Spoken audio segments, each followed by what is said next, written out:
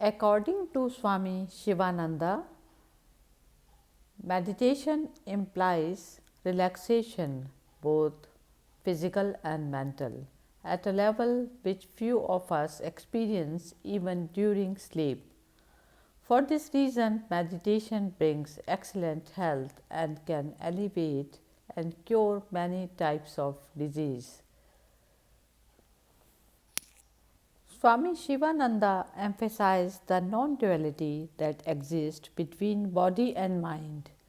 For too long, it has been assumed that a physical ailment is devoid of mental content and that a mental ailment is devoid of any physical content.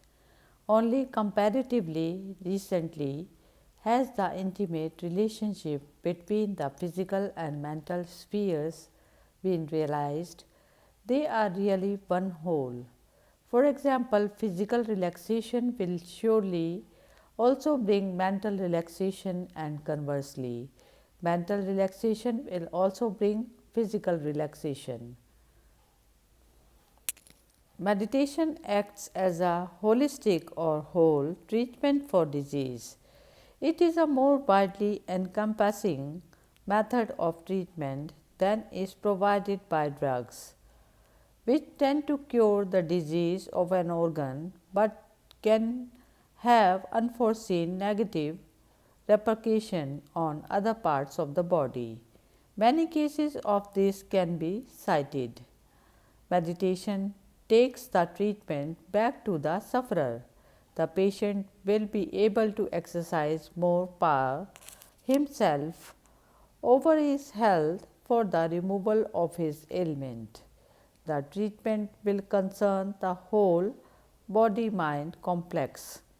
Through meditation, the mind can be trained to cure the ailment, but first one must know how to meditate and exercise a greater control over the mind body.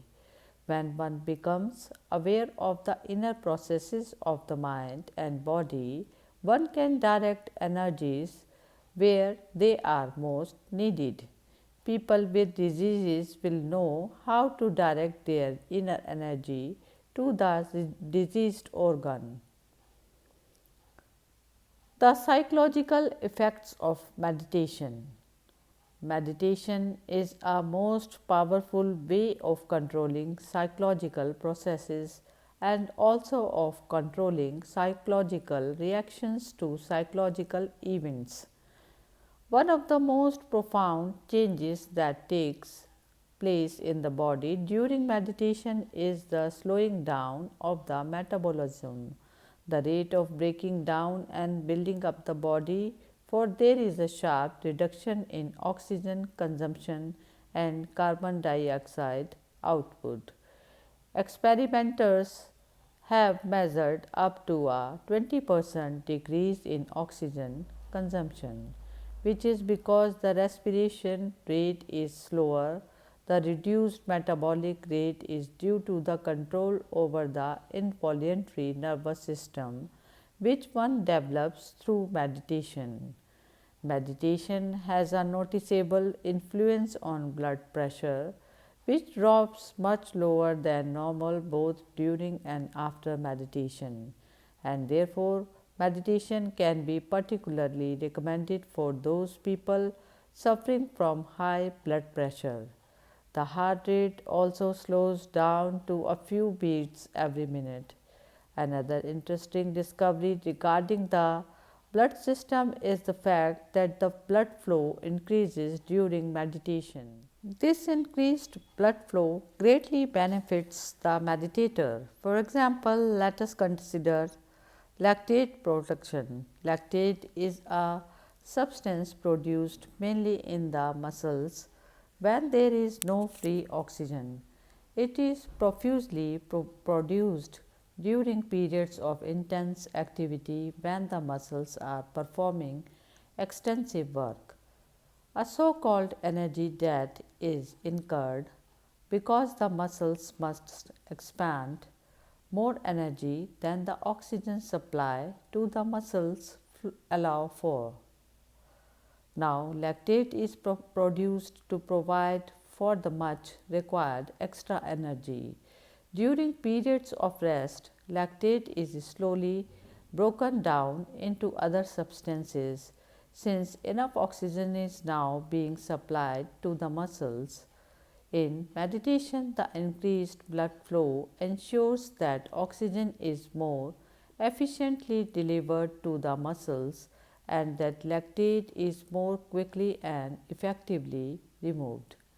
The reader should note that in meditation, total intake of oxygen is actually less. What is increased is the distribution of available oxygen to the muscles where it breaks it down, the lactate. At the same time, intake of oxygen into the cells during the metabolic process is reduced.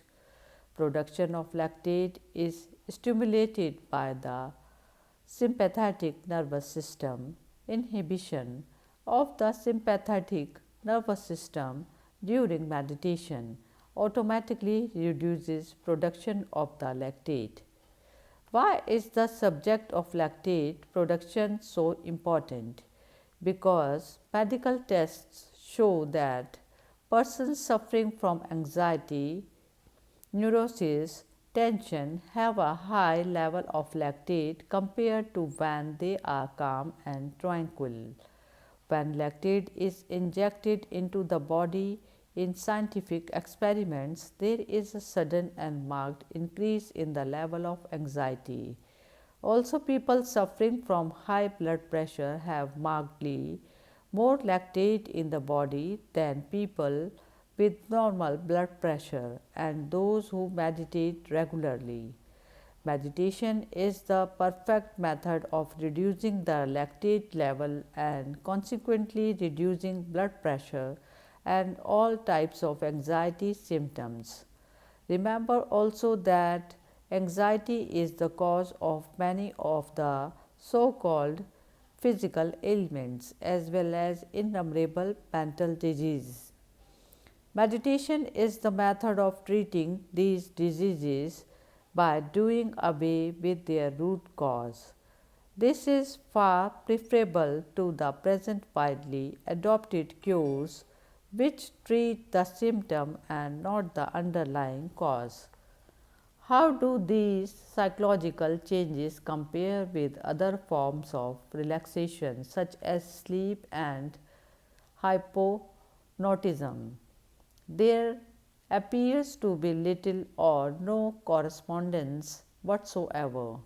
During hypnotism, there is little or no change in the metabolic rate, and in sleep, the psychological changes take place normally after some hours. In meditation, the ratio of oxygen to carbon dioxide in the blood remains reasonably constant. During sleep, there is a noticeable buildup of carbon dioxide in the blood.